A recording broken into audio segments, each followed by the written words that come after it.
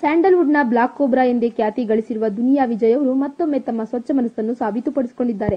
ಶಿಕ್ಷೆ ಮುಗಿಸಿದರೂ ಜೈಲಿನಲ್ಲಿದ್ದ ಮಹಿಳಾ ಕೈದಿಯನ್ನು 22,000 ಹಣ ಕಟ್ಟಿ ಬಿಡುಗಡೆಯಾಗುವಂತೆ ಮಾಡಿ ನಟ ದುನಿಯಾ ವಿಜಯ್ ಅವರು ಮತ್ತೊಮ್ಮೆ ತಮ್ಮ ಮಾನವೀಯತೆ ಮೆರೆದಿದ್ದಾರೆ.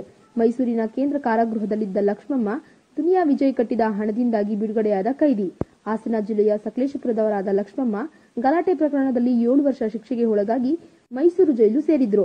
ಹಾಸನ ಜಿಲ್ಲಾ ನ್ಯಾಯಾಲಯ ಇವರಿಗೆ ಶಿಕ್ಷೆ ಹಾಗೂ 22,000 ದಂಡ ವಿಧಿಸಿತ್ತು. ಲಕ್ಷ್ಮಮ್ಮ ಶಿಕ್ಷೆ ಅನುಭವಿಸಿದ್ದರೂ ದಂಡ ಕಟ್ಟಲು ಹಣವಿಲ್ಲದೆ ಜೈಲಿನಲ್ಲಿಯೇ ಉಳಿದುಕೊಂಡಿದ್ರು.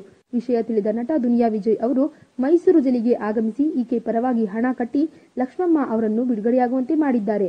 ಈ ರೀತಿ ಕಾರ್ಯ ಮಾಡಿದಂತಹ ವಿಜಯ್ ಅವರಿಗೆ ನಮ್ಮ ಕಡೆಯಿಂದ ಒಂದು ದೊಡ್ಡ ಸಲಾಂ. ಈ ವಿಡಿಯೋ ಬಗ್ಗೆ ನಿಮ್ಮ ಅನಿಸಿಕೆ ಹಾಗೂ ಅಭಿಪ್ರಾಯಗಳನ್ನು ನಮ್ಮ ಕಾಮೆಂಟ್ ಬಾಕ್ಸ್ ನಲ್ಲಿ ತಿಳಿಸಿ. ಈ ವಿಡಿಯೋನ ಲೈಕ್ ಮಾಡಿ, ಶೇರ್ ಮಾಡಿ ಹಾಗೂ ಸಬ್ಸ್ಕ್ರೈಬ್ ಮಾಡಿ.